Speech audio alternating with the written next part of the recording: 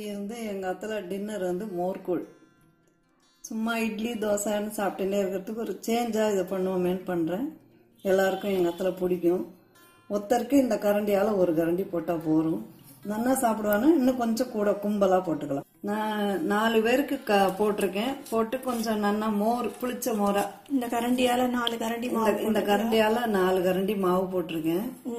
அதுக்கு மோர் ஒரு நல்லா கொஞ்சம் லைட் புளிப்பா 1 டம்ளர் மோர் ஊத்திருக்கேன். உப்பு போட்டு தண்ணி ஊத்தி கரைச்சி வச்சுருக்கேன். இந்த மாதிரி கரைச்சிக்கணும், நீர்க்க கரைச்சிக்கணும். இப்போ மாவுல உப்பு போட்டு மோர் போட்டு கரைச்சி வச்சிருக்கேன். தேவையான தண்ணி ஊற்றி கரைச்சி விட்டுருக்கேன். அப்புறம் இப்போ இஞ்சி கொஞ்சம், பச்சை மிளகாய் கொஞ்சம், கருவேப்பிலை கொஞ்சம், இவ்வளவுதான். இதுக்கு மோர் மிளகாய் போட்டு பண்ணுவா சில பேர். எங்க அத்துல இது பிடிக்கும், நான் அதனால இப்படி பண்ணிட்டு இருக்கேன். இப்போ அடுப்பை பற்ற வச்சுக்கிறேன். ஒரு 2 ஸ்பூன் நல்லெண்ணெய்.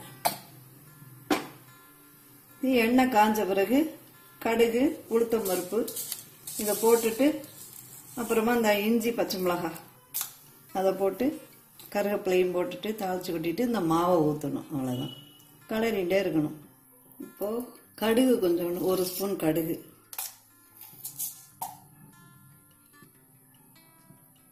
எண்ணெய் நல்லா காஞ்ச உடனே எண்ணெய் நல்லா காஞ்ச உடனே நான் கடுகு போட்டுக்கணும். தேங்காய் எண்ணெய் ஊற்றியும் தாளிச்சு பண்ணலாம். தேங்காய் எண்ணெய் ஹெல்த்து கான்சியஸாக இருக்கிறாவே தேங்காய் எண்ணெய் வேண்டாம், நல்லெண்ணெயே ஊற்றிக்கோங்க.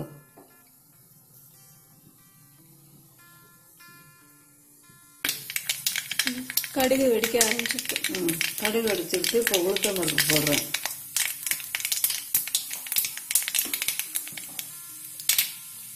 கருவேப்பிலை,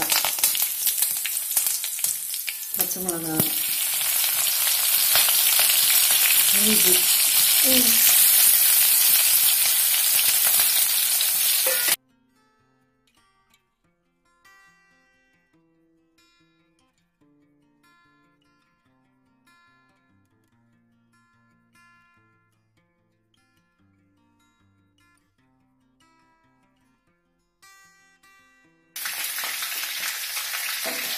மாவு இந்த கன்சிஸ்டன்சியில் இருக்கணும்.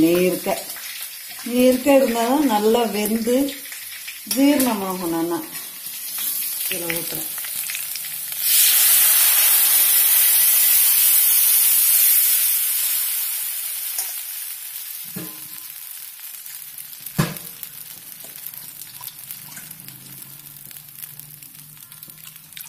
இதுக்கு எவ்வளோ பச்சை மிளகாய் சேர்த்துருக்கேன்? அவ்வளவா காரத்துக்கு தகுந்த மாதிரி போட்டுக்கோங்க. நான் எங்கள் இடத்துல கொஞ்சம் காரம் சாப்பிடுவதனால 2 பச்சை மிளகாயும் ஒரு சின்னதாக 1 இன்ச் அளவுக்கு இஞ்சி அது போட்டிருக்கேன். சில பேர் இதுக்கு மோர் மிளகாய் தாளிச்சு கொட்டி பண்ணுவா. இதுக்கு பேர் மோர் கூழ்னு சொல்றது. மோர் மிளகாய் தாளிச்சும் பண்ணுவா, அப்படியும் சாப்பிடலாம். இந்த மாதிரி பண்ணி சாப்பிட்டா இந்த அரிசி மாவு கொஞ்சம் ஜீரணமாகும். சட்டுன்னு இஞ்சியோட இருக்கிறதுனால ஜீரணமாகும். என்ன அரிசி மாவு? இது பச்சரிசி மாவு தான்.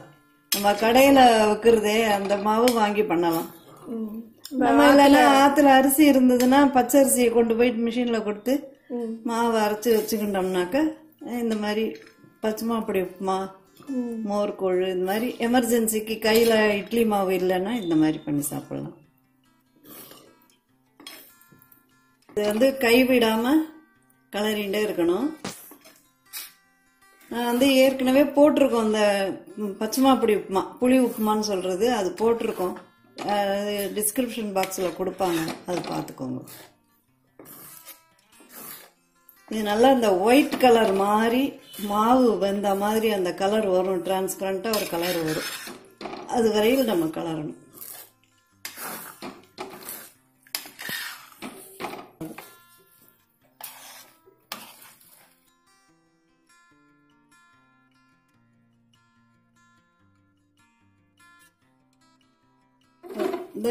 இந்த அளவுக்கு கட்டியான பிறகு நிறுத்திடலாம் ஸ்டவ்வை.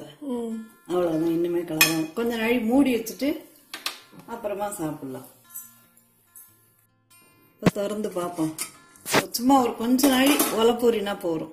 இப்போ நல்லா வெந்திருக்கு. இந்த மாதிரி தண்ணியில கையை தொட்டுட்டு இந்த மாவை எப்படி தொட்டோம்னா கையில் ஒட்டவே இல்லை பாருங்க, நல்லா வெந்திருக்குன்னு அர்த்தம். இது இப்போ சாப்பிட்றதுக்கு எடுத்து தரேன். சுட்டு ஊற்றுவா, எண்ணெய் சுட்டு ஊற்றின்னு. ஹாய், நான் இப்போ வந்து இந்த மோர் கூழை வந்து டேஸ்ட் பண்ணி பார்க்க போறேன். அம்மா பண்ணியிருக்கா, அதனால சூப்பராக தான் இருக்கும். எனக்கு மட்டும் இல்லை, எல்லாருக்குமே வந்து அம்மாவோட ரெசிபி வந்து சூப்பராக தான் இருக்கும். இப்போ நான் டேஸ்ட் பண்ணி பார்த்துட்டு சொல்றேன்.